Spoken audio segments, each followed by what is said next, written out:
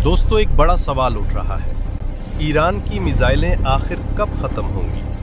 क्योंकि अमेरिका रोज़ कह रहा है कि यहाँ ईरान मिसाइल बनाता था, वहाँ बनाता था, और हमने पहाड़ के नीचे बम मारकर वो फैक्ट्री तबाह कर दी। तो फिर सवाल ये है, ईरान के पास इतनी मिसाइलें आ कहाँ से रही हैं? और ये जंग आखिर किस तरफ जा रही है? दोस्तों, ये जो पूरी जंग है, एक तरफ अमेरिका और इजराइल हैं और दूसरी तरफ ईरान। लेकिन असल सवाल ये है, ईरान के पास इतने ड्रोन, क्रूज मिसाइल और रॉकेट आ कहां से रहे हैं?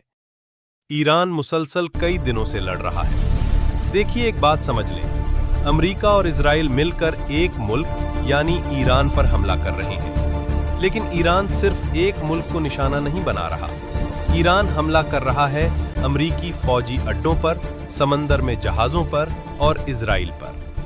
तो फिर सवाल यही है, ईरान के पास ये सब हथियार आ कहां से रहे हैं? इसका जवाब हमें जियोपॉलिटिक्स में मिलता है। जब रूस और यूक्रेन की जंग शुरू हुई थी, तो रूस की मदद किसने की थी? ईरान ने। रूस ने जो ड्रोन यूक्रेन पर इस्तेमाल किए, उनमें से बहुत से ईरान के बनाए हुए थे। अब अगर आज ईरान पर हमला हो रहा है, तो आपको क्या लगता है, इसकी मदद कौन कर रहा होगा? रूस ईरान को दे रहा है सैटेलाइट तस्वीर, जीपीएस मालूमात, अमेरिकी फौजी अड्डों की लोकेशन, यानी रियल टाइम इंटेलिजेंस। उधर चीन भी खामोशी से मदद कर रहा है। रिपोर्ट्स के मुताबिक चीन ईरान को दे रहा है माली मदद, मिसाइल के पुर्जे, इलेक्ट्रॉनिक चिप्स, टेक्नोलॉजी। लेकिन चीन खुद जंग में शामिल नहीं होता। चीन हमेशा पीछे से खेलता है। अब सवाल ये है, चीन को इस जंग से फायदा क्या है? अगर ये जंग लंबी चलती है, तो सबसे ज्यादा नुकसान होगा अमेरिका को। अमेरिका अभी तक रूस यूक्रेन जंग से पूरी तरह नहीं निकला और अब एक और जंग में फंस गया है।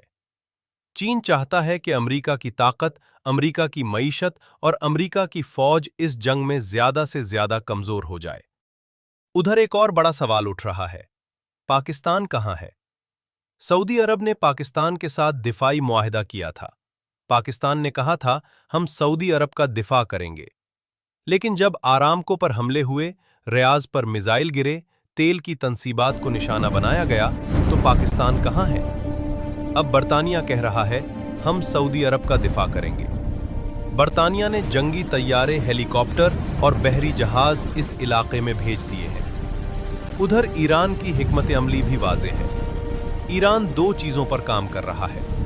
पहली चीज, पूरे खित्ते की मईशत को गैर मुस्तहकम करना, और दूसरी चीज, अमेरिका को ज्यादा से ज्यादा नुकसान पहुंचाना। अगर अमेरिकी फौजियों की हलाकतें बढ़ती हैं, तो अमेरिका के अंदर सियासी दबाव बढ़ेगा, और यही ईरान चाहता है। उधर डोनाल्ड ट्रंप ने ईरान को कहा है, हथियार डाल दो। लेकिन ईरान ने जवाब दिया, हम कभी हथियार नहीं डालेंगे। और यही बात जाहिर करती है कि ईरान को यकीन है कि इसके पीछे कहीं ना कहीं रूस और चीन की हिमायत मौजूद है।